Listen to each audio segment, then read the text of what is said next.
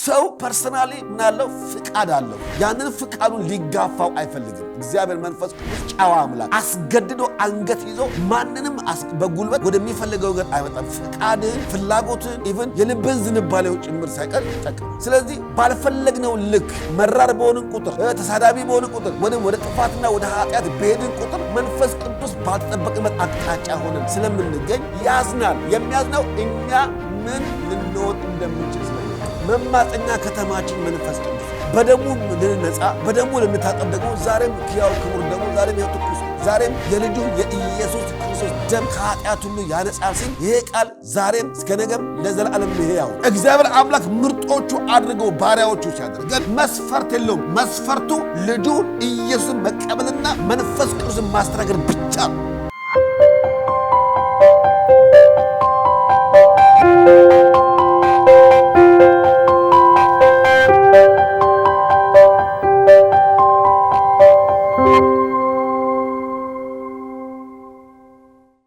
የተከበራችሁ የእግዚአብሔር ቅዱሳን እንደምንሰነበታችሁ። ደግሞ ዛሬ ቀጣዩን ክፍል እንመለከታለን። እየተነጋገርንበት ያለው ሐሳብ አሁንም ስለ እግዚአብሔር መንፈስ ቅዱስ ስራዎቹን እያወራን የነበርነው ትዝ ይላችሁ ለማስታወስ ያህል መንፈስ ቅዱስ ይናገራል፣ ደግሞ ሲቀጥል ደግሞ እንደገና ይማልዳል፣ ወደ መጨረሻ አካባቢ ይመክራል እያልን ነበርና እያወራን የነበረውና መንፈስ ቅዱስ በቅዱሳን ሕይወት ውስጥ ያለውን ጉልህ ድርሻ ወይም ጉልህ የሥራ እንቅስቃሴ በተወሰነ መልኩ ለማየት እየሞከርን ነበረ። ምክንያቱም ያለ መንፈስ ቅዱስ መንፈሳዊነት አይታሰብም።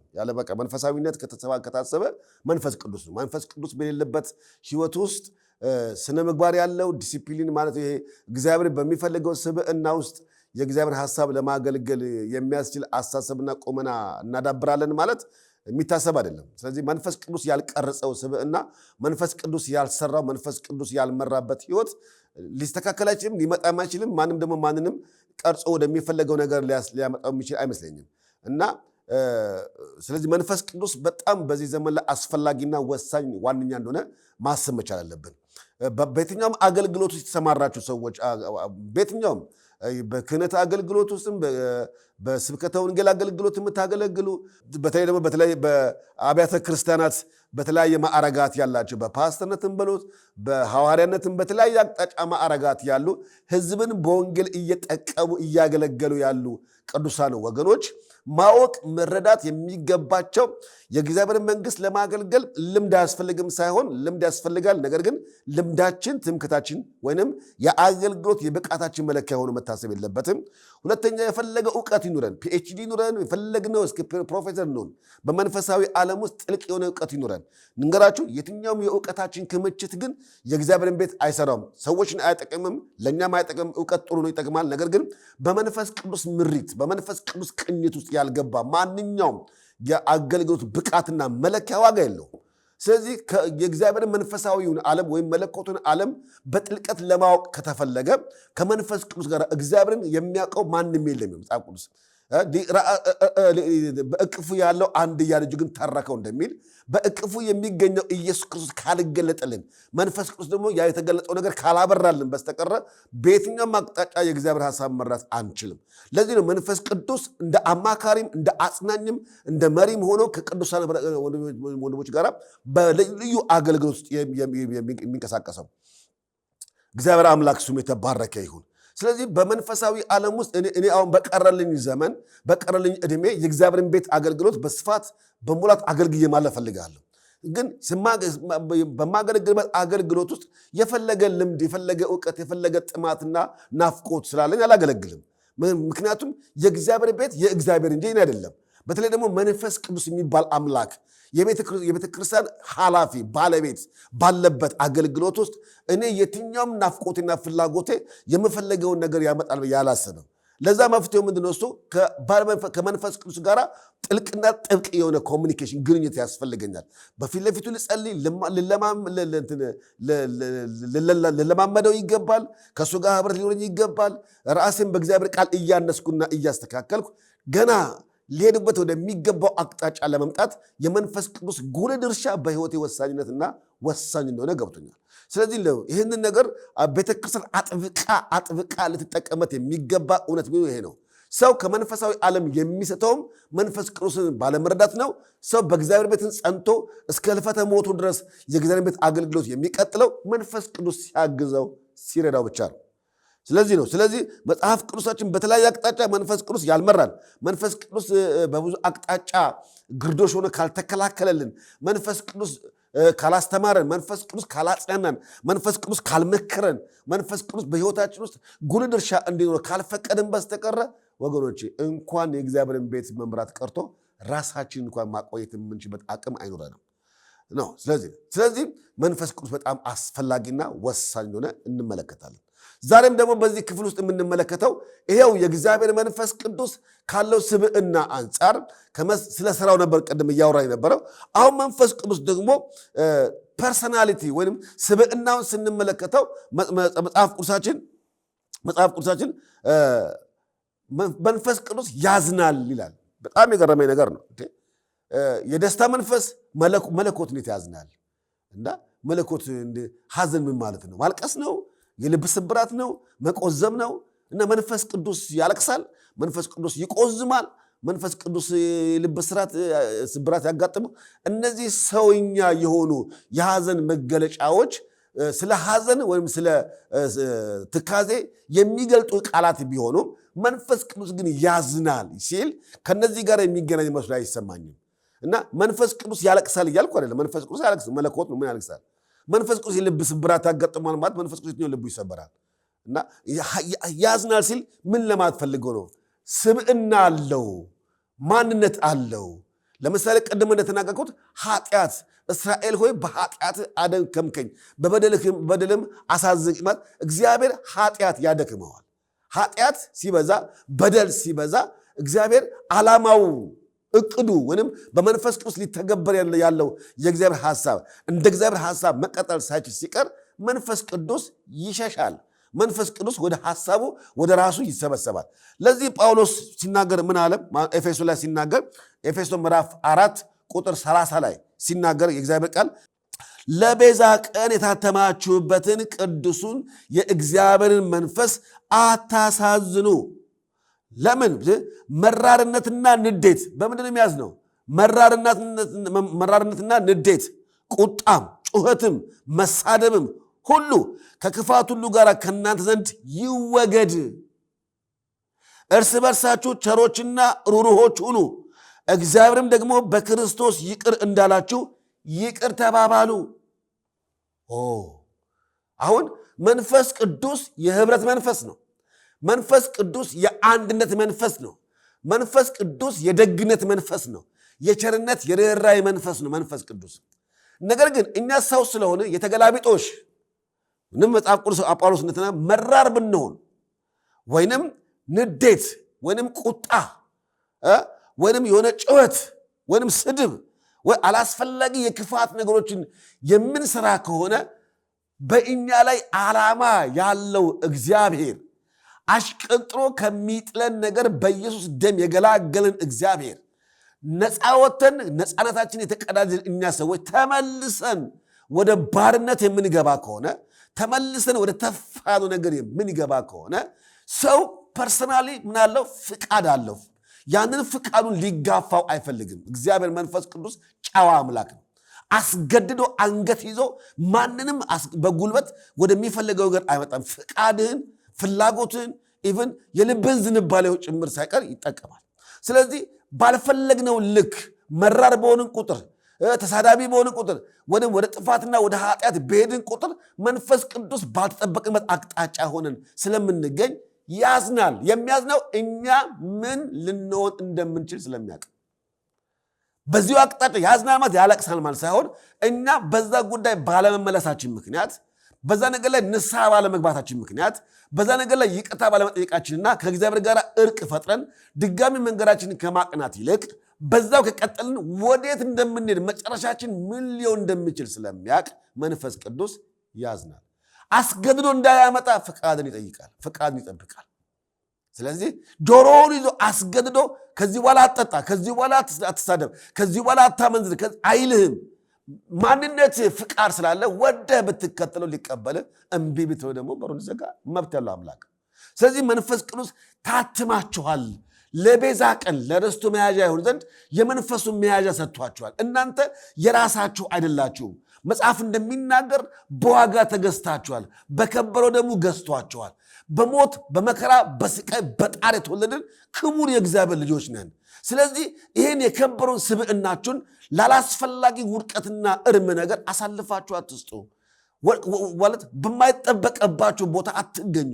የሚጠበቅባችሁን ክብር ተጠሙ እንጂ የማይጠበቅ ነገር በእናንተ እንዲስተናገድ ራሳችሁን ለስጋ ፍቃድና ምኞት አሳልፋችሁ አትስጡ። ይሄ እግዚአብሔርን ያርቀዋል፣ መንፈስ ቅዱስን ያርቀዋል፣ ያሳዝነዋል ማለት ይሄ ነው እና ይሄ ነው።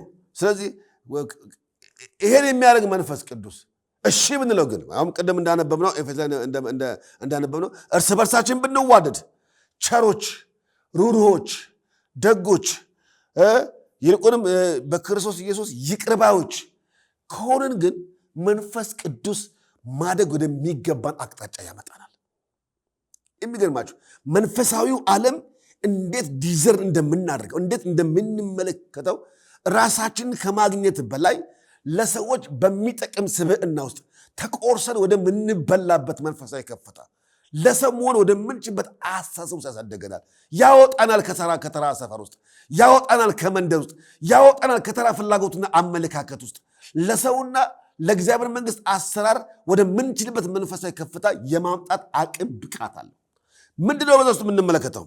አንደኛ መንፈስ ቅዱስ ራሱን ይገልጥልናል። ራሱን ይገልጣል ማለት መንፈስ ቅዱስ መንፈስ ነው፣ አይጨበጥም። ነገር ግን ክርስቶስ ኢየሱስ ወይም የእግዚአብሔር ዓላማ በሙላት እንድንረዳ ወደምንችልበት መንፈሳዊ ከፍታ ወይም ወደ መንፈሳዊ አስተሳሰብ ውስጥ እንመጣ ያደርገናል። ስለዚህ መጽሐፍ ቅዱስ ሮሜ ላይ እንደሚናገር በአእምሮአችሁ መታደስ ተለወጡ እንጂ ይህን ዓለም አትምሰሉ ይላል። አሁን ልንመስልበት የሚወድ ጠላት አለ፣ ይሄ ዓለም የሚባል ወይም የዕብራውያኑ ጸሐፊ እንደተናገረ ቶሎ የሚከበን ኃጢአት ትተን የእምነታችን ራስና ፈጻሚ የሆኑ ክርስቶስን እንመልከት ይላል። አሁን እይታዎቻችን፣ ፍላጎቶቻችን ሁልጊዜ የተሻለ ነገር ከሆነ በዛ ውስጥ የተሻለ ጸጋ፣ የተሻለ መንፈሳዊ ከፍታ፣ የተሻለ መንፈሳዊ የሆነ የእግዚአብሔር ቅባትና የእግዚአብሔር ሐሳብ በእኛ ይገልጣል። ነገር ግን ቶሎ ይከባል፣ ኃጢአት ይከባል። ወይንም የሮሜው ጸሐፊ እንደተናገረው በአእምሮአችሁ መታደስ ተለወጡ እንጂ ይህን ዓለም አትምሰሉ ይላል።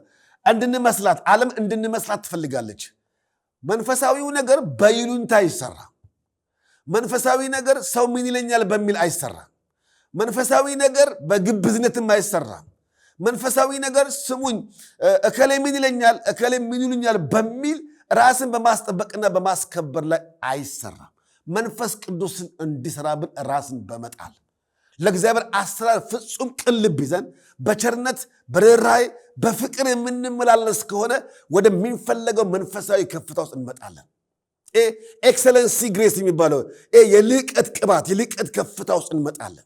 ይሄ ማለት ለቤተ ክርስቲያን ወደምንጠቅምበት፣ ሰዎች በእኛ ወደሚጽናኑበት፣ ሰኞች የተሰበረ ልብ በእኛ ምክንያት ወደሚጠገንበት፣ ቤተክርስቲያን አቅጣጫዋን ይዛ ወደምትሄድበት መንፈሳዊ ከፍታ እንድትመጣ እግዚአብሔር አምላክ ለቅዱሳን በምንጠቅምበት አቅጣጫ ያሳድገናል። ምንድን ነው የምናገኘው? አንደኛ እውቀት፣ የእውቀት አብርሆት ይገለጣል ውስጣችን። በመንፈሳዊ ዓለም ውስጥ የሚገኘውን ነገር እንድናውቅ የእግዚአብሔር ቃል ይከፍትናል። ምን ስለ እግዚአብሔር ጥልቅ ነገር እንዲገልጥልን ከተፈለገ መንፈስ ቅዱስ የሚገልጥልን፣ ስለ እግዚአብሔር ጥልቅ ነገር መንፈስ ቅዱስ ስለሚያውቅ እሱን ይገልጥልናል። ከመንፈስ ቅዱስ ውጪ እግዚአብሔርን ሊያውቀው የሚችል ምንም ማንም የለም። እግዚአብሔር አውቀዋለሁ የሚል ማንም ካለ በፍጹም እግዚአብሔር አይታወቅም። እግዚአብሔር ትልቅ ነው፣ እኛም አናውቀውም እንደሚል መጽሐፍ ቅዱሳችን ትልቅ ነው እግዚአብሔር። ነገር ግን መንፈስ ቅዱስ ጥልቅ የሆነ የማይታወቀውን እግዚአብሔር አምላክ ለእኛ ይገልጥልናል። ይሄ ማለት በእግዚአብሔር አሰራር ውስጥ ሐሳብ ውስጥ በእውቀት እናድጋለን ማለት በእውቀት እንዳብራለን። ሁለተኛ የምናገኘው መጽሐፍ ቅዱሳችን የሚናገር መጽሐፍ ቅዱሳችን እንደሚያወራን መንፈስ ቅዱስ ስሜትን የመግለጥ ችሎታ አለው። ምን ማለት የሰውን ስሜት ሳይሆን የእግዚአብሔር ሐሳብ፣ የእግዚአብሔር ፍላጎት፣ የእግዚአብሔር እቅድና ፕላን ምንድን ነው በቅዱሳን መካከል የሚለው ነገር ለማወቅ መንፈስ ቅዱስ ነው የሚገልጥልን። ስለዚህ መንፈስ ቅዱስ ሁልጊዜ ሰዎች ኃጢአት ሲሰሩ ያዝናል፣ ሲበድሉ በጣም ያዝናል። ነገር ግን ሰዎች በዛው ልክ ደግሞ እንደገና በሚያዝንበት ልክ ወደ እግዚአብሔር ሐሳብ ሲመጡ፣ ወደ እግዚአብሔር ዕቅድ ሲመጡ የእግዚአብሔር ጥልቅ ነገር በመግለጥ የእግዚአብሔር ሐሳብ በማሳየት ይልቁንም መንፈስ እንደወደደ እንዲመራው ለመንፈስ አሰራር ራሱን ይሰጥ። ሮሜ ምዕራፍ 8 ቁጥር 27 ላይ እንዲሁም ደግሞ መንፈስ ድካማችን ያግዛል፣ እንዴት እንድንጸልይ እንደሚገባን አናውቅምና፣ ነገር ግን መንፈስ ራሱ በማይናገር መቃተት ይማልድና ካለ በኋላ ልብን የሚመረምረው አሁን ይህን ስሙልኝ፣ ልብን የሚመረምረው የመንፈስ ሐሳብ ምን እንደሆነ ያውቃል ይላል። እግዚአብሔር ተባረከ። እንደ እግዚአብሔር ፍቃድ ስለ ቅዱሳን አሁን ልብን የሚመረምረው ማን ነው? መንፈስ ቅዱስ ነው። ሰው የሰውን ልብ አያውቅም። ዳዊት እንደተናገረ አቤቱ ንጹሕ ልብ ፈጠርልኝ፣ የቀናውንም መንፈስ በውስጤ አድስ ይላል ዳዊት። ልበ ዳዊት የእግዚአብሔር ልብ የተባለው ዳዊት፣ ብዙ በጎና ቅን መልካም ነገር ያለው ዳዊት፣ በልብ ቁነት የሚመላለሰው ዳዊት ስለ ራሱ ሲናገር አቤቱ ንጹሕ ልብ ፍጠርልኝ፣ የቀናውን መንፈስ በውስጤ አድስ ይላል። አሁን ልብን የሚመረምር ማን ነው? መንፈስ ቅዱስ ነው። በአዲስ ኪዳን የቀና አስተሳሰብ፣ የቀና ምልከታ፣ የቀና እይታ እንዲኖረን የሚያደርገው ከቀና ልብ ውስጥ የሚወጣ ከቀና መንፈሳዊ አሳር ውስጥ የሚወጣ የህይወት መገለጫ ነው። ወገኖቼ ሰው ዝም ብሎ በፍላጎቱ ደግ አይሆንም። ሰው ዝም ብሎ በፍላጎቱ ቸር ሊሆን አይችልም። ማንም ቅን ሊሆን አይችልም። መጽሐፍ ቅዱስ የሚናገር የሰው ልጅ ከታናሽነቱ ጀምሮ ክፉ ነው፣ ጠማማ ነው። እግዚአብሔር ብቻ ነው ልብን የሚመረምር የሚያውቅ። ስለዚህ ይህንን እግዚአብሔር የሚመረምረውን ልብ ለእግዚአብሔር በሚጠቅም አቅጣጫ ለማምጣት ይህና የእናንተ ከመንፈስ ቅዱስ ጋር ቁርኝነት ወሳኝ እንዳለው ለማስገንዘብ ፈልጋለሁ።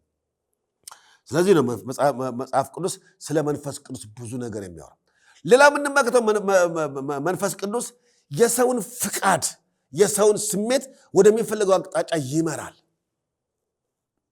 ማለት ስሜቶቻችን ከመምራት ባሻገር ፍቃድ አለን። እምቢ እሺ ማለት እሱን በታዘዝን ቁጥር እሺ ባለ ቁጥር ፍቃዳችን ይቆጣጠራል። መንፈስ ቅዱስ የራሱ ያደርገዋል። ስለዚህ ለምንሰብካቸው ስብከቶች፣ ለምናስተምራቸው ትምህርቶች፣ ለምንመክራቸው ምክሮች ሁሉ መንፈስ ቅዱስ ምን ያደርጋል? ፍቃዱ ይሄ ነው፣ ሐሳቤ ይሄ ነው እያለ ቃል ያቀብላል፣ ሐሳቡን ይገልጥልናል፣ ይነግረናልና ስለዚህ በዛ በመንፈስ ቅዱስ ምሪት አማካይነት ስናስተምር ጉባኤው ይታነጻል። በተረፈ ግን ከዛ ውጪ ምናልባት መድረክ ስላገኘን፣ አጋጣሚ ስላገኘን፣ የሚሰማን ሰው ስላገኘን ወይንም እውቅና የሰጠን አካል ስላለ የምናደርጋቸው ነገሮች ሁሉ ህዝብ ይጽናናባቸዋል፣ ሰዎች ይታነጹባቸዋል ብላችሁ እንዳትጠብቁ። ከሚያጽናናው ከመንፈስ ቅዱስ ውጪ ሊያጽናና የሚችል ሰባኪ የለም። ከሚያቆም ከሚያበረታ ከመንፈስ ቅዱስ ውጪ ሊያበረታ የሚችል ማንም ሰው የለም። መንፈስ ቅዱስ ብቻ ነው። ስለዚህ የሰውን ፍቃድ የሰውን ፍላጎት መጽሐፍ ቅዱስ ሊጠቀም እንደሚችል መጽሐፍ ቅዱሳችን ስለዚህ ይናገራል። ስለዚህ እንደተነጋገርነው እንግዲህ ቤተክርስቲያንን በቤተክርስቲያን ውስጥ ያለን አገልግሎት ስንመለከት መንፈስ ቅዱስ በቅዱሳን ህይወት ውስጥ እንዴት እንደሚሰራ፣ እንዴት ስሜት እንደሚጠቀም፣ ፍቃድ እንዴት እንደሚጠቀም፣ እውቀት እንዴት እንደሚገልጥ፣ እንዴት በቅዱሳን መካከል ዓላማውን ለማስፈጸም ከቅዱሳን የሚጠበቅ ነውር፣ ጸያፍ፣ አላስፈላጊ ነገሮች ሁሉ ወገኖች እሱን እየተውን ማለት በደንብ ስሙን። አሁን ይህን ትምህርት ስናገር ማናችንም ብንሆን ከኃጢአት ነጽተን ንጹህ ነን፣ እንከን አልባ ነን፣ ማናችንም ኃጢአት ነክተን አናቅም ማለት ነገን ከነገ ወዲያ እንኳን ኃጢአት አንሰራም በሚል ስብናና አሳሰብ አይደለም። ማንም ሰው በድካም ይመላለሳል በዚህ ዓለም እስካለ። ይሄ መለውጥ የሚፈልገው ስጋችን፣ ይሄ ለውጥ የሚፈልገው ማንነታችን በዳነው መንፈሳዊ ህይወታችን ውስጥ ድህነት ለነፍሳችን ነው። ነፍሳችን ነው የምትድነው። መንፈሳዊው ዓለም ከእግዚአብሔር ጋር የሚያቆራኘን ከመንፈስ የሆነ መለኮታዊ አሰራር ነው። እሱ የምትድነው ነፍሳችን ነው። ነፍሳችን ስትድን ወገኖቼ ሁልጊዜ በስጋ ውስጥ የሚመጣ ምን አለ? ጦርነት አለ። በስጋ ውስጥ የሚነሳ ፍላጎት አለ። በስጋ ውስጥ የሚነሳ ስሜት አለ። ለምንድነው በስጋ ውስጥ የሚመጣው ስሜት የተነሳው ብንስንል ይሄ ስጋ ወደ ፍጹም ፐርፌክሽን ወደ ፍጹም መለውጥ እስኪመጣ ድረስ በስጋ ውስጥ ሁልጊዜ ከዚህ ዓለም ጋር ምን አለ?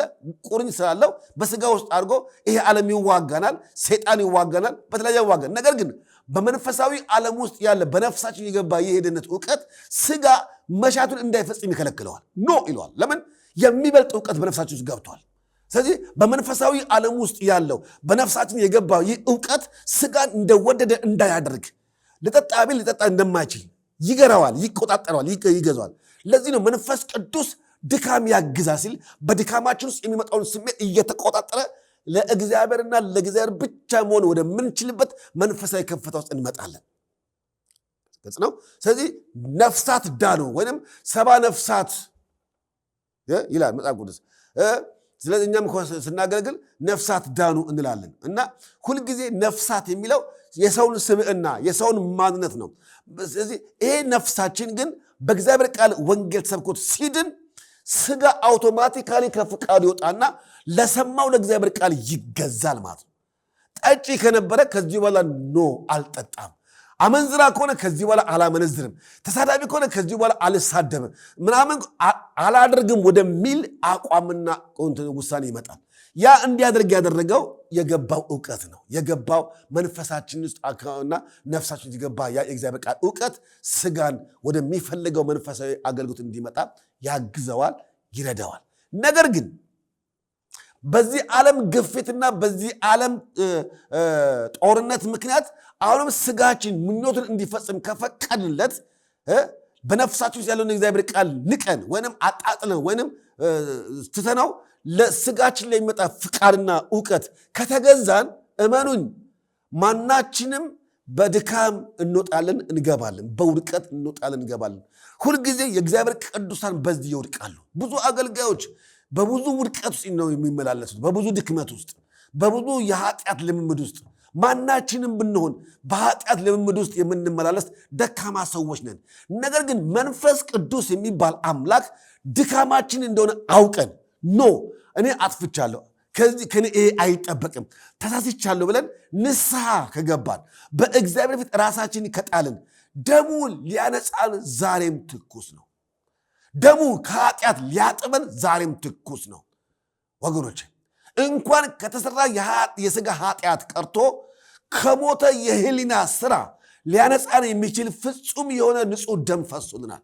በዚያ ደም መርጨት ራሳችን ካጠራን ካነጻን በኋላ በእግዚአብሔር ፊት እንደገና ለመቆም አቅም የሚሆነን መንፈስ ቅዱስ ይባላል። ስለዚህ ይሄ ልንለያየው የማንችል ልንራራቅ የማንችል ፈጽሞ ተነጥለን ልንኖርበት የማንችል ለቅዱሳን ለቤተ ክርስቲያን የተሰጠ ትልቅ ነገር ቢኖር መንፈስ ቅዱስ ነው። ስለዚህ መንፈስ ቅዱስ እንዳልኳችሁ እንግዲህ የራሱ ስብዕና እንዳለው በራሱ ስብዕና ውስጥ ያለውን ነገር ተጠቅመን በአገልግሎት ላይ ከዋል ነው። መንፈስ ቅዱስ የሚገርማችሁ በጣም ስፔሻል የማስተማር አገልግሎት፣ የማስተዳደር አገልግሎት፣ የማጽናናት አገልግሎት፣ እነዚህ አካላዊ አገልግሎቶች ሁሉ በቅዱሳን ሕይወት ውስጥ አልፎ ቤተክርስቲያን ወደምትጠቅም ለዚህ ዓለም ወደምትበጅ መንፈሳዊ ነገር የሚያመጣት መንፈስ ቅዱስ ነው። ያለ መንፈስ ቅዱስ ማስተማር፣ ያለ መንፈስ ቅዱስ ቤተክርስቲያን ማስተዳደር፣ ያለ መንፈስ ቅዱስ ሕዝብን ማጽናናት አይቻልም። ቤተክርስቲያን አጽናኝ ናት። ወይንም የመማፀኛ ከተማ ወይንም ምጽጳ ይባላል በመጽሐፍ ቅዱስ በብሉይ ኪዳን። ምጽጳ ማለት የመማፀኛ ከተማ ወይም የመማፀኛ ግንብ። አንድ ኃጢአተኛ፣ አንድ ወንጀለኛ ሰው፣ አንድ ነፍሰ ገዳይ ነፍስ ገሎ ከተገኘ በሕግ ይገደላል። ሕጉም አይለቀውም፣ ማህበረሰቡም አይለቀውም። ነገር ግን ያ ሰውዬ ራሱን ማትረፍ ከቻለና ባደረገው ነገር ከተጸጸተ ማድረግ የሚገባው ነገር ማድረግ ካልቻለ ግን ወደዚህ መማፀኛ ከተማ ይገባል፣ ዘሎ ይገባል። እዛ ውስጥ ዘለው ከገባ ይሄ ሰውዬ በዓመቱ ያለው ሊቀ ካህናት በሕይወት እስካለ ድረስ መማፀኛ ከተማ ውስጥ ይኖራል። ካህኑ በሕይወት እያለ ከዛ መማፀኛ ከተማ ከወጣ ግን ባጠፋው ወንጀል ባጠፋው ነፍስ ምክንያት ሊገደል ሊፈረድበት ይችላል። ነገር ግን ሊቀ ካህናቱ እስካለ ድረስ እዛ ከተማ እስካለ ድረስ ግን በዛ መማፀኛ ከተማ ሊኖር ይችላል። ይሄ ሰውዬ ነፃ የሚሆነው በዓመቱ ያለው ሊቀ ካህናት ግን በሞት ሲያልፍና ሌላ ሊቀ ካህናት ሌላ አሮናውያን መጥቶ ሲሾም ይሄ ሰውዬ ከዚያ ጥፋት ከዚያ ፍርድ ነፃ ወጥቷል ማለት ነው። ስለዚህ ምን ብሏል? ዓመቱን ጨርሷል፣ በነፃነት ሊመለስ ይችላል። መንፈስ ቅዱስ እንደዛ ነው። የመማፀኛ ከተማችን ነው። ብናጠፋ ብንበድል ብናሳዝን ማናችንም እዚህ ያለን አገልጋዮች ማናችንም የምትሰሙኝ ሰዎች በማንኛውም ማህበራዊ ሚዲያ ውስጥ ያላችሁ በየትኛውም አገር ውስጥና በየትኛውም አቅጣጫ ሰው ከበደል የራቀ ስብዕና የለው። ህሊናችን ይስታል፣ ልባችን ይስታል። ኃጢአት ደግሞ ትንሽና ትልቅ የለውም። አውቀንም እንሰራለን፣ ሳናውቅም እንሰራለን። በጠላትም በተለያየ ማቅጣጫ ብቻ ሰው ከበደል የራቀ ስብዕና የለውም። ነገር ግን መማፀኛ ከተማችን መንፈስ ቅዱስ ነው። በደሙ ልንነጻ በደሙ ልንታጠብ ደግሞ ዛሬም ሕያው ክቡር ደሙ ዛሬም ይኸው ትኩስ ነው። ዛሬም የልጁ የኢየሱስ ክርስቶስ ደም ከኃጢአት ሁሉ ያነጻል ሲል ይሄ ቃል ዛሬም እስከ ነገም ለዘላለም ሕያው ነው። ስለዚህ ወደ እሱ ሊቀርቡ የሚወዱትን ፈጽሞ ሊያነጻ የሚችል ክቡር ደም አለ። በዚህ በክርስቶስ ደም ራሳችንን ካነጻም በኋላ በመንፈስ ቅዱስ ቁጥጥር ስር እንሆናለን። መንፈስ ቅዱስ ማለት ቅጥራችን ነው። በዛ በመንፈስ ቅዱስ ቁጥጥር ስር ከሆንን እመኑኝ የትናንትና ድካማችንን እያመጣ ጠላት እንኳን ዛሬ ቢከሰን ያ አሮጌ ፋይል በእኛ ዘንድ ቦታ የለው፣ በእግዚአብሔር ዘንድም ተቀባይነት የለውም። ስለዚህ በነፃነት ልንኖር ክርስቶስ ነፃ ያወጣን የሚለው ሐዋርያው ጳውሎስ ይሄ ነው። አርነታችን የምናወጅ ነፃ የወጣን ከየትኛውም ነገር ነፃ ወጥተን በእግዚአብሔር መንግስት ለመመላለስ መብት ያለን መንፈስ ቅዱስ የሚባል አጋዥ አቅም፣ ጉልበት፣ ብርታት ያለን ሰዎች ነን። ስለዚህ ይሄ መንፈስ ቅዱስ በዚህ መለኮታዊ ስብዕና ውስጥ ያስተምራል፣ ይመክራል፣ ሲቀጥል ደግሞ ያስተዳድራል። ቤተክርስቲያን ያስተዳድራት፣ ምን ማድረግ እንዳለባት፣ ምን መስራት እንዳለባት በደንብ አድርጎ የአድሚኒስትሬሽን ወይም የአስተዳደር ስራዎችን ይሰራል። ይህን በሐዋርያት ሥራ ልንመለከተው እንችላለን። ደቀ መዛሙርቱ በብዙ አቅጣጫ ሲቸገሩ ይሁዳ በሄደበት ጊዜ እንዴት አድርገን ይህን ክፍት ቦታ እንምራ ሲሉ መንፈስ ያረፈበት ከመጀመሪያ እንደሞ ከኛ ጋር የነበረ ሰው እንምረጥ፣ ዕጣ እንጣጣለ ብለው ማትያስ እንደገባ እናያለን። ደግሞ እንደገና ሐዋርያት ሥራ ምዕራፍ 15 ላይ ስንመለከትም የነበረው የግሪካውያንና የአይሁዳውያን ጭቅጭቅ አለ። እንዴት አድርገው አባቶች በዛ ቦታ እንደፈቱ መጽሐፍ ቅዱሳችን ይናገራል። ለዚህ ነው መጽሐፍ ቅዱሳችን ስለ መንፈስ ቅዱስ ሲያወራ ሁል ጊዜ አስተዳዳሪ እንደሆነ፣ መሪ እንደሆነ፣ አስተማሪ እንደሆነ ይናገራል። ለዚህ ነው ቀጥለ የምንመለከተው ይሄው መንፈስ ቅዱስ የእግዚአብሔር መንፈስ ቅዱስ። ሌላ ደግሞ ርዕስ የምንመለከተው በዚህ አቅጣጫ ውስጥ አምላክ ነው፣ መለኮት ነው፣ ዲቫይን ኦፍ ሆሊ ስፒሪት ይላል እና መለኮታዊ የሆነ መንፈስ አምላክ ነው መንፈስ ቅዱስ። እግዚአብሔር ተባረከ። መንፈስ ቅዱስ አምላክ ነው። መለኮታዊ ስም አለው። ምን ተብሎ? እግዚአብሔር መንፈስ ተብሎ። መንፈስ ቅዱስ እግዚአብሔር ነው፣ አምላክ ነው፣ መለኮት ያህዌ ነው። መንፈስ ቅዱስ አልፋ ኦሜጋ ነው። መንፈስ ቅዱስ እግዚአብሔር ተባረከ። ጆቫ ጃራ እንደምንለው ኤሎሂም እንደምንለው መንፈስ ቅዱስ አምላክ ነው፣ መለኮት ነው። እሱ ለመኖር ክርስቲያኖች መኖር የለባቸውም። እሱ ለመኖር ምድር መፈጠር የለባትም። ለእሱ ለመኖር ማረጋገጫ የስነ ፍጥረት መገኘት አይደለም። የመኖሩ ማረጋገጫ ነገሮች ከመገለጣቸው በፊት በቀደመች እሪና በቀደመ ማንነቱ ሕያው ሆኖ የሚኖር አምላክ ነው መንፈስ ቅዱስ። መንፈስ ቅዱስ ቤተክርስቲያን ስላለች የመጣ ወይም የተፈጠረ አይደለም። ቤተክርስቲያን የምትባል ባልታሰበችበት ዘመን፣ ምድርና ሰማይ የሚባል ባልታሰበበት ዘመን ለዘላለም ነዋሪ የሆነ አምላክ ነው መንፈስ ቅዱስ። እሱም የተባረከ ለዘላለም ነዋሪ ነው። በዚህ ዘመን ነበርክ፣ በዚህ ዘመን አልነበርክም፣ በዚህ ጊዜ ጀማሪ ነው፣ በዚህ ጊዜ መጨረሻ ነው የሚባል አምላክ አይደለም። መለኮት ነው፣ አምላክ ነው፣ ፈጣሪ ነው። ሊከበር፣ ሊመለክ፣ ሊዘመርለት፣ ሊመሰገን ይገባል። የቅዱሳን ሁሉ እስትንፋስ መንፈስ ቅዱስ፣ አቅምና ጉልበት ይሄ መንፈስ ቅዱስ ፈጣሪ ነው፣ አምላክ ነው።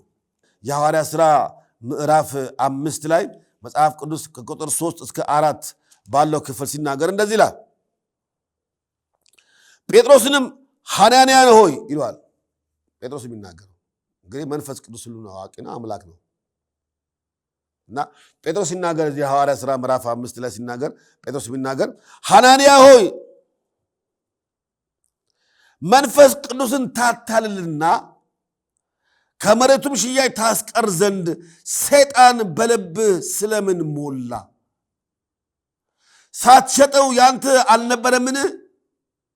ከሸጥከውስ በኋላ በስልጣንህ አልነበረምን? ይህ ነገር ስለምን በልብህ ሐሳብ አሰብክ? እግዚአብሔርን እንጂ ስሙት። እንግዲህ አያችሁ መንፈስ ቅዱስ እግዚአብሔርን እንጂ ሰውን አልዋሸህም አለው። መንፈስ ቅዱስ ምን ነው? እግዚአብሔር ነው። እግዚአብሔር ምን ነው? እግዚአብሔር መንፈስ ቅዱስን ታታልልና ሲል እግዚአብሔር ነው። ይሄ መንፈስ ቅዱስ ልታታልለው ልታጭበረብረው አትችልም። ሰው ልታታለን ትችላለህ፣ እኛንም ልታታለን ትችላለህ። ነገር ግን መንፈስ ቅዱስን እሱ አምላክ ነው፣ እግዚአብሔር ነው፣ ልታታልለው አትችልም ይላል። የዘላለም አምላክ እግዚአብሔር ይርዳን። ቅዱሳን ወንድሞች እና እህቶች፣ በዚህ ሚዲያ ውስጥ ያላችሁ ሰው ላያይን ቢችል፣ ወገኖች ላያዩን ቢችሉ፣ ወገኖች የሰው መከለያ የማያቆመው፣ የሰው ድብቅ ዋሻ የማይጋርደው፣ የሰው ጥልቅ የሆነ ልብ እንኳን የማይሰውረው እግዚአብሔር የሚባል መንፈስ ቅዱስ ያያል፣ ይሰማል፣ ይመለከታል፣ ያያል። ስለዚህ ለምንሰራቸው የትኛውም ነገሮች በግልጽነት በሰው ፊት መናገር እንኳን ቢያስፈራን በመሰዊያዎቻችን ላይ ተዘርግተን በፊት ለፊቱ ወድቀን አቤቱ መንፈስ ቅዱስ በድያለሁ። ለምን ሐናንያ ሰጲራ ከዛ በኋላ ሞቱ፣ ወደቁ፣ ሬሳ ነው። ያን ጊዜ መንፈስ ቅዱስ በሙላት ሆኖ ርኅራኄ አልነበረም። ዛሬም ሕያው ነው። በአዲስ ኪዳን መንፈስ ቅዱስ ሕያው ነው። እያንዳንዳችን በዚህ ዘመን እንደሚሰራው በአክቲቭ ሆኖ በሙላት እንደሚሰራው መንፈስ ቅዱስ በአሁኑ ሰዓት በሙላት በእያንዳንዱ ቅዱሳን ላይ ቢሰራ መንፈስ ቅዱስ እመኑኝ ከሐናንያና ከሰጲራ በላይ ስንት ጉድ በወጣና ባለቅን።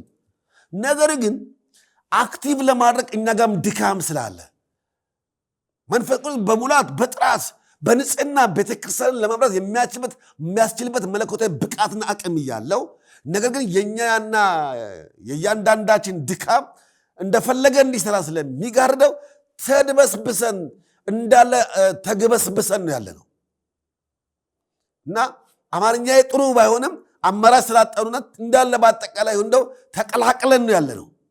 እንደዚህ ዘመን የሚያጠራ ቢሆን ኖሮ ማናችንም አንቆምም። ለዚህ ነው እኔም እያንዳንዳችንም ከምሕረቱ ውጭ ምርጫ የለንም።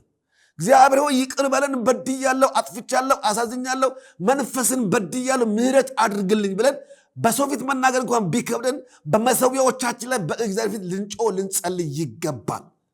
ለምን? መንፈስ ቅዱስ አምላክ ስለሆነ፣ መለኮት ስለሆነ፣ እግዚአብሔር ስለሆነ። ታታልሉ ዘንድ ይላል መጽሐፍ ቅዱስ። መንፈስ ታታልሉ ዘንድ ይህ ሰይጣን ስለምን በልባችሁ ይህን መከራችሁ ነው? እና የሰይጣን ዓላማ ከእግዚአብሔር መንፈስ መነጠል ነው። እግዚአብሔር ደግሞ አብሮ መኖር ነው። እግዚአብሔር ተባረከ ይሁን። ስለዚህ አምላክ ነው መለኮት ነው ስንል ከሁሉ አዋቂነቱና ከሁሉ አድራጊነቱ አንጻር ተመለከትን። ሁለተኛ ጌታ ተብሏል። መንፈስ ቅዱስ ሎርድ ጌታ ተብሏል እና በኢሳይያስ መጽሐፍ ላይ ጌታ የተባለው በሐዲስ ኪዳንም በሐዋርያት ሥራ ምዕራፍ 28 ላይ እንደዚሁ ይሄው መንፈስ ቅዱስ ጌታ ተብሏል።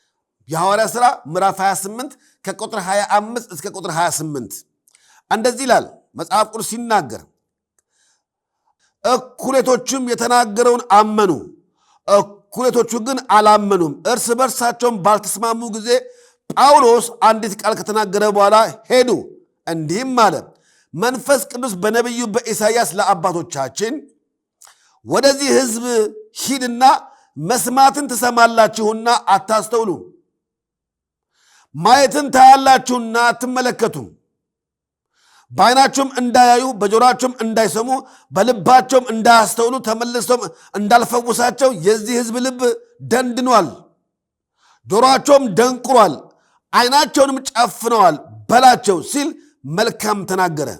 እንግዲህ ይህ የእግዚአብሔር ድህነት ለሕዝብ እንደተላከ በእናንተ ዘንድ የታወቀ ይሁን፣ እነርሱ ደግሞ ይሰሙታል። ይህን በተናገረ ጊዜ አይሁድ እርስ በርሳቸው እጅግ እየተከራከሩ ሄዱ ይላል። እግዚአብሔር ተባረከው እና የሚናገረው መንፈስ ቅዱስ በነቢዩ በኢሳይያስ ማየትን ታያላችሁ መስማትን ትሰማላችሁ እያለ ስለ እግዚአብሔር ሙሉነት ከተናገረ በኋላ ይሄ አምላክ ሁሉን አዋቂ እንደሆነ፣ ሁሉን መርማሪ እንደሆነ፣ ሁሉን አድራጊ እንደሆነ፣ ነገር ግን እነሱ በዛ እውቀት ልክ ሊያከብሩት አልፈለጉም፣ ሊሰሙት አልፈለጉም። ጆሮአቸውን ደፈኑ፣ ዓይናቸውን ከለ አታዩም፣ አትሰሙም፣ ደነቆራችሁ ይላል። ስለዚህ ሁልጊዜ ይሄ አምላክ ጌታ እንደሆነ፣ ሁሉን አዋቂ እንደሆነ፣ እግዚአብሔር እንደሆነ በተለያየ አቅጣጫ መጽሐፍ ቅዱስ ይናገራል ማለት ነው። ስለዚህ ነው መጽሐፍ ቅዱሳችን አሁንም በተለያየ አቅጣጫ አምላክ እንደተባለ አሁንም ዘኍልቍ ላይ እንደሚናገር እናያለን። ስለዚህ መለኮታዊ መገለጫዎቹ ምንድን ናቸው? ትንሽ እንመለከተው። ይህን እንመለከት። እግዚአብሔር ከሆነ መንፈስ ቅዱስ አምላክ ከሆነ ጌታ ከተባለ ወይንም መለኮት ከተባለ ወይንም ሁሉን አዋቂ ከተባለ ይሄ መጽሐፍ ቅዱሳችን መገለጫዎቹ ምንድናቸው? መለኮታዊ መገለጫዎቹ በሙሉ በመንፈስ ቅዱስ ውስጥ አሉ። እግዚአብሔር ብለን እግዚአብሔር ሁሉን አዋቂ ነው፣ እግዚአብሔር መርማሪ ነው፣ እግዚአብሔር አይለዋወጥም፣ እግዚአብሔር ሁሉን ቻይ ነው፣ እግዚአብሔር አዳኝ ነው ብለን ለእግዚአብሔር መለኮታዊ አሰራር እውቅና እንደምንሰጠው ሁሉ መንፈስ ቅዱስም ልክ እንደዛው እንደ እግዚአብሔር መለኮታዊ ማንነቱ መጽሐፍ ቅዱስ እንደሚል ሁሉን አዋቂ ነው። መንፈስ ቅዱስ ሁሉን አዋቂ ነው። አምላክ ስለሆነ የእግዚአብሔርን ጥልቅ ነገር እንኳን ያውቃል የሚለው አሁን ገንጥለን ሳይሆን አምላክ ስለሆነ ከሰው ልጅ ስብዕናና አይምሮ በላይ የሆነውን መለኮትን በጥልቀት በሙላት የሚያውቀው መንፈስ ቅዱስ ብቻ ነው። መንፈስ ቅዱስ ካላበራልን፣ መንፈስ ቅዱስ ካልገለጠልን በስተቀር እግዚአብሔርን የሚያውቀው ማንም የለም። ማንም የለም። ሊገልጥለት ከወደደ በስተቀር ማንም እግዚአብሔር ያውቀዋል የሚል ማንም የለም፣ መንፈስ ቅዱስ ካላበራልን በስተቀር። ስለዚህ ከመንፈስ ቅዱስ አንድም የተሰወረ ነገር የለም። ሁሉን ያውቃል። የአሁኑን ያውቃል፣ የወደፊቱንም ያውቃል። የጥበብ ምንጭ ነው መንፈስ ቅዱስ፣ የእውቀትን የጥበብ ምንጭ ነው። የእግዚአብሔር ልጆች መሆናችን እርሱ ራሱ የመንግስቱ ወራሽ መሆናችን የነገረ መንፈስ ቅዱስ ነው። ስለዚህ መንፈስ ቅዱስ ሁሉን አዋቂ ነው ስንል ከደህንነት ባሻገር የዳኑ ሰዎች እንኳን ነገ ከነገ ወዲያ ምን ሊሆኑ እንደሚችሉ መጻኢ ድላችንን፣ መጻኢ ሁኔታዎቻችን፣ መጻኢ ኩነቶቻችን እንኳን ሳይቀር መንፈስ ቅዱስ ያውቃል። ስለዚህ ሁሉን ከሚያውቀው ከመንፈስ ቅዱስ ጋር መጣበቅ ምንም ምርጫ የለም ማለት ነው። ሌላው የሚገርመን ይሄ መንፈስ ቤተክርስቲያን ብቻ ሳይሆን በሁሉ ቦታ የመገኘት መለኮታዊ ብቃት አለው። መንፈስ አምላክ ስለሆነ መለኮት ስለሆነ በሁሉ ቦታ የመገኘት ምናለው መለኮታዊ ብቃት አለው። ለዚህ ነው በተለያየ አቅጣጫ ላይ መጽሐፍ ቅዱስ ይነግረናል። ለምሳሌ የመዝሙር 139 ሐሳብ እንስማው። ከቁጥር 20 ጀምሮ ላንብበው። አቤቱ በክፋት ይናገሩብሃል፣ ጠላቶችም በከንቱ ያምፁብሃል። አቤቱ የሚጠሉህ እኔን የጠላሁ አይደለሁምን? ስለ ጠላቶችም አልተሳቀቅኩም። ፍጹም ጥል ጠላኋቸው፣ ጠላቶችም ሆኑብኝ። አቤቱ መርምረኝ፣ ልቤንም እወቅ፣ ፈትነኝ፣ መንገዴንም እወቅ። በደልንም በእኔ ውስጥ ብታገኝ እይ ካለ በኋላ የዘላለምንም መንገድ ምራኝ ይላል። እግዚአብሔር ተባረከ ይሁን። ምንድነው የሚለው መጽሐፍ ቅዱስ? እግዚአብሔር በቅዱሳን ሕይወት ውስጥ ያለውን ነገር እንደሚያውቅ መንፈስ ቅዱስም ያለ እንደ ዳዊት አባባል ጠላቶች ተሳልቀውብሃል፣ ጠላቶች ጠልተውሃል፣ ብዙ ነገር አድርገዋል። እኔን ግን ጠልቼ የሆን ዘንድ ወይም እንደ ጠላቶቼ አድርጌ ከሆነ መርምረኝ ይላል። መንፈሴን መርምረው፣ ልቤን መርምረኝ። ልቤና መንፈስ መንገዴን ጭምር መርምር። ለምንድን ነው ስንል በእኔ ውስጥ እንኳን በደል ብታገኝ እይ ካለ በኋላ ዝቅ ብሎ ምን አለ ሲናገር የዘላለምን መንገድ ምራኝ ይላል። እና በዚህ መለኮታዊ አሰራር ውስጥ የሰውን ሁለንትና የሚመለከት ማን ነው? መንፈስ ቅዱስ ነው። ስለዚህ ነው በጣም መዝሙረኛው ዳዊት በጣም በዚህ ነገር ላይ የሚናገረው። ስለዚህ ሌላ የምንመለከተው በሁሉ ቦታ ስለመገኘቱ ዘኍልቍ ምዕራፍ 11 ቁጥር 25 ላይ ሲናገር 70 ነፍሳት በነበሩበት ጊዜ በአንድ ላይ ሆነው የእግዚአብሔርን ስራ ሲሰሩ ድንገት በ70 ነፍሳት ላይ ወይ በ70 ሽማግሌዎች ላይ መንፈስ ቅዱስ ወረደ። ከነዛ ከ70 ሰዎች ሁለቱ መንደር ውስጥ ነበሩ። ስማቸው ኤልዳድና ሙዳድ ይባላል። ዘኍልቍ ምዕራፍ 11 ላይ ነው የምታገኙት። ይላሳ ኤልዳድና ሙዳድ መንደር ውስጥ በነበሩበት ጊዜ እነሱ 68 ነበሩ እና እነሱ በአንድ ላይ ሆነው በሚጸልዩበት በእግዚአብሔር ድንገት መንፈስ ቅዱስ በላያቸው ላይ ወረደ። የእግዚአብሔር መንፈስ ወረደ። ሲወርድ በስራ ጉዳይ ኤልዳድና ሙዳድ መንደር ውስጥ በነበሩበት ጊዜ መንፈስ ቅዱስ በነዛ ላይ የወረደው መንፈስ እነሱንም መንደር ውስጥ እያሉ አገኛቸው እና እግዚአብሔር መንፈስ ቅዱስ ለመስራት ስፍራ ቦታ እንደማይገድበው እንመለከታለን። ለዚህ ነው ዓለምን ስለ ኃጢአት፣ ስለ ጽድቅ፣ ስለ ፍርድ በሁሉ ቦታ ተገኝቶ ይወቅሳል። ዮሐንስ 16:8 ላይ እንደምናገኘው ዓለምን ይወቅሳል። ዓለም ስንል ሆል ኦፍ ዘ ወርልድ በአጠቃላይ የሰው ልጅ በሚገኝበት ከአጽናፈ ጫፍ እስከ አጽናፍ ጫፍ የሰው ልጅ አለ በሚባልበት ቦታ ሁሉ ዓለምን ስለ ኃጢአት ይወቅሳል። መንፈስ ቅዱስ ለምን በሁሉ ቦታ የመገኘት መለኮታዊ ስልጣን ስላለ። መውቀስ ማለት ቸርች ሲመጡ ብቻ አንተ ኃጢአተኛ አይደለም እንዴ፣ አንተ በድለ የለም እንዴ፣ አንተ አመንዝር አይደለም እንዴ እያለ እነዛንም የሚነቁር አይደለም። ሰው በእግዚአብሔር መልክና አምሳል ስለተፈጠረ ሕሊና አለው። ስለዚህ የሚያደርገው ነገር ትክክል እንደሆነ እንዳልሆነ ያውቃል። በትዕቢትና በሰይጣን ግፊት ልቡ ታብዮ አመፀኛ ሆኖ በእንቢተኝነት ካላደረገው በስተቀር ሰው በሚያደርገው ነገር ሁሉ ይጸጸታል፣ ሪግሬት ያደርጋል። ያንን ስብዕና መለኮታዊ ስብዕና በሰው ልብ ውስጥ አስቀምጦ ሰው እንዲጸጸትና ከሚያደርገው ነገር እንዲታቀም ማድረግ የሚችለው ማነው? መንፈስ ቅዱስ። መንፈስ ቅዱስ በአዲስ ኪዳን በሚያምኑ ሰዎች ላይ በሙላት ይገለገላል። ነገር ግን ዓለምን ግን ስለ እግዚአብሔር ጽድቅ ይወቅሳል፣ ይፈርዳል። የት? በየትኛውም ቦታ ስለሚገኝ መንፈስ ቅዱስ። እግዚአብሔር ተባረከ። ሁለተኛ የምናገኘው መንፈስ ቅዱስ በክርስቶስ ኢየሱስ አምነው በመንፈስ ቅዱስ ዳግም በተወለዱ ውስጥም ይገኛል። አማኝ ከተባለ አንድ ሰው አማኝ ያስባለው ከመንፈስ ቅዱስ መወለዱ ነው። ፔንቴኮስታል ወይንም አማኞች፣ የአማኞች ህብረት ማንን ነው የሚያምኑት? አንደኛ በክርስቶስ ኢየሱስ በማዳኑ፣ ሁለተኛ የመንፈስ ቅዱስ አሰራር በውስጣቸው እንዲሰራ ለመንፈስ ቅዱስ ክፍት የመንፈስ ቅዱስ አማኞች ፔንቴኮስታል።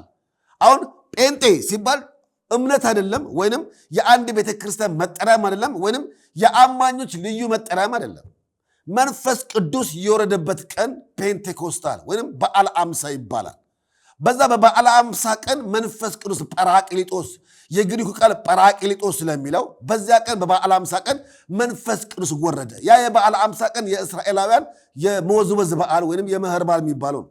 በዛ ውስጥ መንፈስ ቅዱስ ሰብስበው እያሉ ድንገት ግን መንፈስ ቅዱስ ወረደ። ምን አለ? በግሪክኛ ጰራቅሊጦስ ሆነ፣ መንፈስ ቅዱስ ወረደ።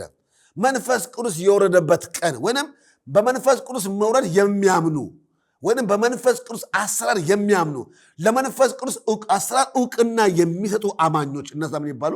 ፔንቴኮስታል ይባላሉ፣ አማኞች። ስለዚህ ጴንጤ ነኝ ስለ አንድ ሰው ክርስቲያን አይደለም ማለት ሳይሆን በመንፈስ ቅዱስ አሰራር አምናለሁ።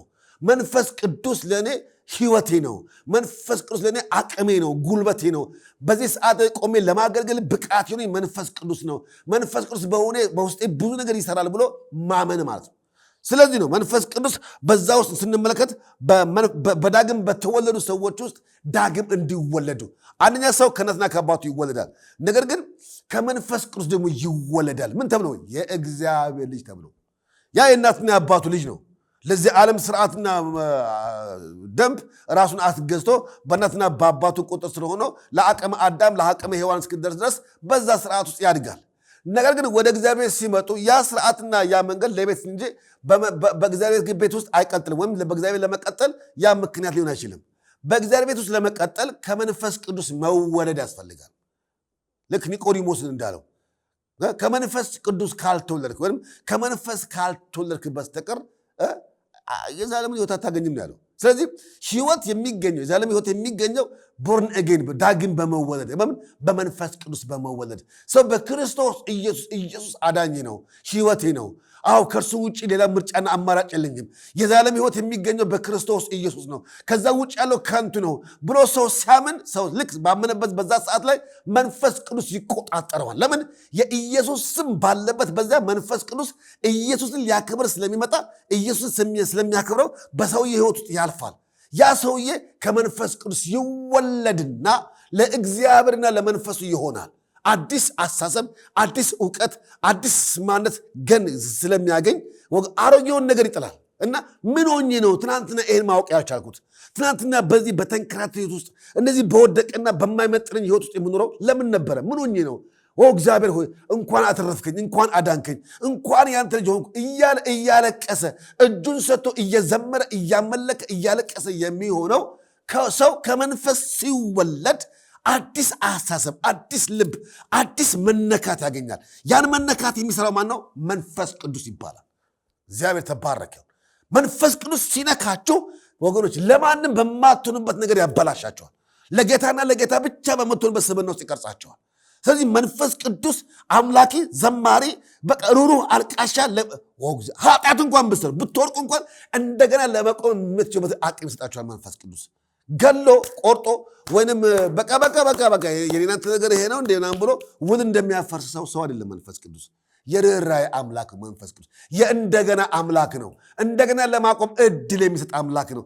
ከትናንትና ይልቅ ብርቱ በሆነው እጁ ደግሞ ሊገለጥ እግዚአብሔር አምልኮ የሟቹን ሞት አልፈልግም እንደሚል መንፈስ ቅዱስ የሟቹን ሞት አልፈልግም እንደሚል መንፈስ ቅዱስ የሚሞቱ ሰዎች ወደ ሞት እንዳይቀጥሉ ጣልቃ ገብቶ ይታደጋቸዋል።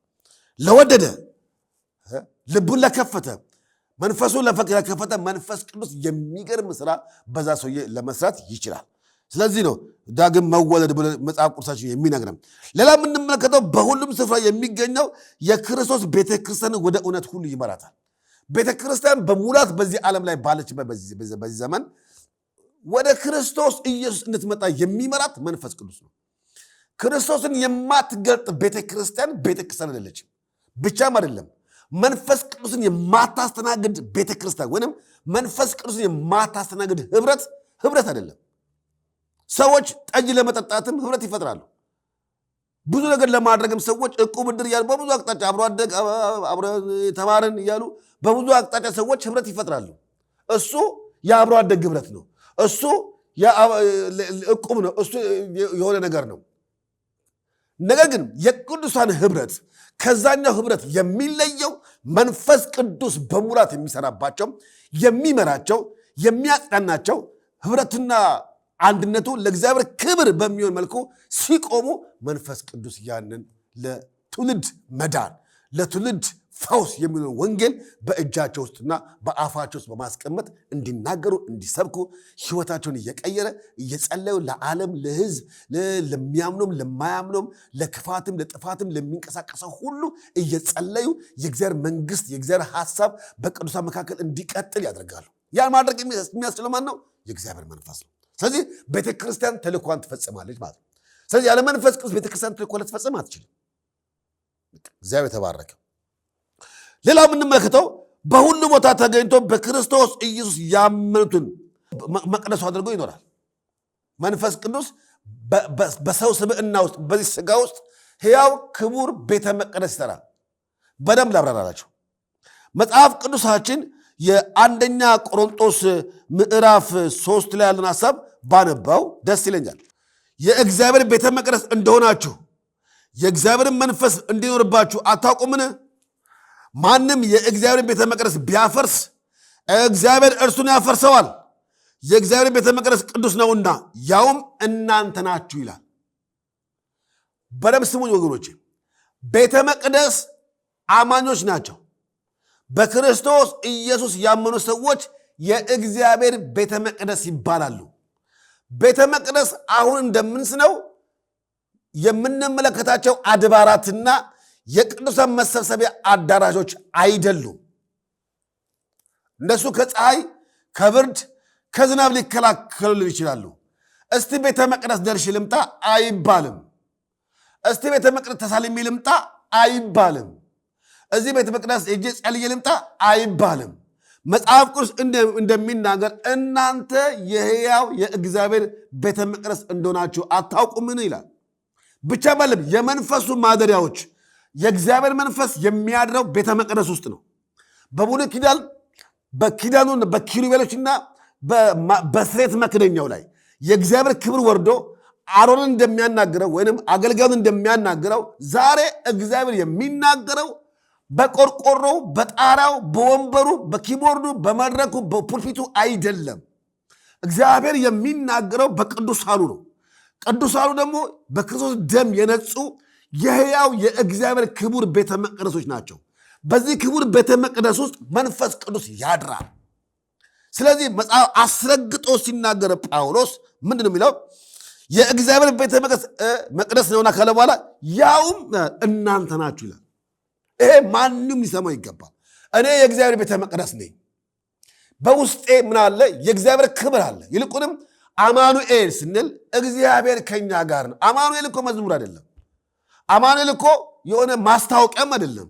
አማኑኤል እኮ የሆነ ቤተክርስቲያን ደብር የምንጠራበትም መጠሪያ ስም አይደለም። አማኑኤል ምሕረት ለተደረገለት ለሰው ልጅ፣ ይቅርታ ላገኘ ለሰው ልጅ እግዚአብሔር አብሮ ስለመሆኑ አብሮ ስለመኖሩ መገለጫ መታያ ኪዳን። አብሬ አለው፣ አማኑኤል ነኝ። እኔ እግዚአብሔር አንተ ውስጥ ያለሁት ሕያው ክቡር ቤተ መቅደስ ከሆንክ እኔ የምኖረው አንተ ውስጥ ነኝ። እመኑኝ፣ በማንኛውም አማኝ ሕይወት ውስጥ እግዚአብሔር አለ፣ ክርስቶስ አለ፣ መንፈስ ቅዱስ አለ። እግዚአብሔር በሙሉእነቱ በሰውን ውስጥ ይኖራል፣ በአማኞት ውስጥ ይኖራል። መጽሐፍ እንደሚናገር በብሉይ ኪዳን እግዚአብሔር በመቅደሱ እንደሚገለጥ ወልድ በሥጋ ስላልተገለጠ በዛ ዘመን ምክንያቱም ልንጠራው አንችልም። ነገር ግን መለኮት ስለሆነ እግዚአብሔር በመለኮታዊ ህልውና ውስጥ ወልድ የለማት አንችልም። በመለኮታዊ ህልውና ውስጥ መንፈስ ቅዱስ የለማት አንችልም። በብሉይ ኪዳን ውስጥ የእግዚአብሔር ክብር ሲገለጥና አሮንን ሲያናግረው አብም አለ፣ ወልድም አለ፣ መንፈስ ቅዱስ አለ።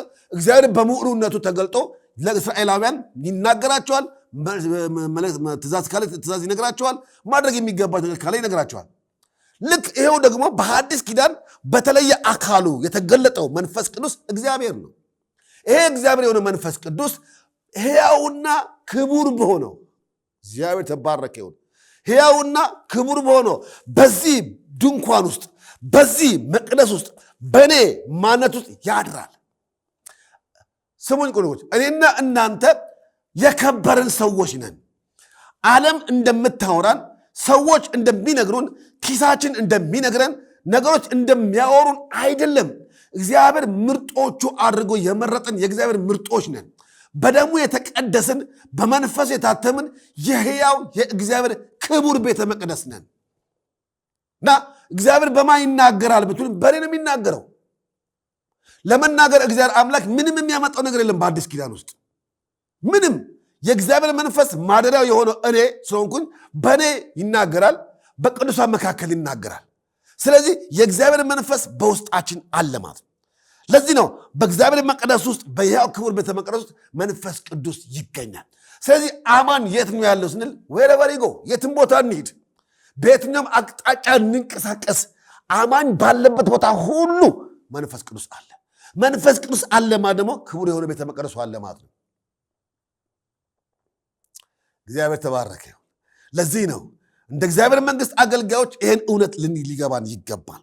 ስለዚህ እግዚአብሔር መንፈስ ቅዱስ በሁሉ ቦታ ይገኛል ስንል በቅዱሳን ሕይወት ውስጥ ይገኛል ማለት ነው እና ይሄ ልናውቀው ይገባል። ይሄ መንፈስ ቅዱስ በሁሉ ቦታ ከመገኘቱ ባሻገር ደግሞ የሚያቅተው ነገር የለም። ሁሉን ቻይ ነው መንፈስ ቅዱስ። ሁሉን ቻይ ነው የሚለው አማርኛ አይገልጠውም። አማርኛ ሁሉን ቻይ አይገልጠውም ማለት ከሰው አማርኛ በላይ የሚያቅተው የሚገዳደረው በፊት ለፊቱ ቆሞ ሊቋቋሙ የሚችል ምንም ስነ ፍጥረት፣ ምንም ልዩ አካል፣ ምንም ልዩ ዩኒቨርስ የለም። መለኮት ነው መንፈስ ቅዱስ እና ይሄ መንፈስ ቅዱስ በውስጣችን ሲያድር እንዴት እንደከበረን ነው የሚገርመኝ። አሁን አይናችን ተጋርዶ ነው እንጂ እኛ እንደ ሰው እየተያየን ነው የምንናናቀው። ኪሳችን አይተን ነው የምንናናቀው። አገልግሎታችን አይተን ነው የምንናናቀው። ወይንም የተለያየ ነገሮች እያየን ነው ሰው ሰውን የሚለካበት። ዘር ይለካል፣ መልክ ይለካል፣ ገንዘብ ይለካል፣ ብዙ ነገር ግን ያለመለኪያ ነው። ዋው! ያለመለኪያ፣ ያለምንም ስታንዳርድ፣ ያለምንም ልዩነት እግዚአብሔር አምላክ ምርጦቹ አድርገው ባሪያዎቹ ሲያደርገን መስፈርት የለውም። መስፈርቱ ልጁን ኢየሱስን መቀበልና መንፈስ ቅዱስን ማስተናገድ ብቻ ነው። ጥቁር የለ፣ ነጭ የለ፣ አጭር የለ፣ ረጅም የለ፣ ሀብታም የለ፣ ድሃ የለ፣ ሁሉን እኩል የሚመለከት በሁሉ ላይ የሚሰራ እግዚአብሔር ብቻ ነው። ስለዚህ እግዚአብሔር ባለየው አገልግሎት ውስጥ የምንለይ እኛ ነን። እግዚአብሔር ልዩነት ባልፈጠረበት መንፈሳዊ አገልግሎት ውስጥ መንፈሳዊውን ስራ ሁሉ የምንከፋፍል የምንጣጥል ልዩነት ያለው ስራ ምሳሌ እኔና እናንተ ነን። የምንከፋፍል የምንለያይ እኔና እናንተ ነን። ስለዚህ ይሄ ስህተት ነው እና መንፈስ ቅዱስ ሁልጊዜ ማወቅ ያለብን ሁሉን ቻይ ደግሞ አምላክ እንደሆነ ማወቅ አለብን።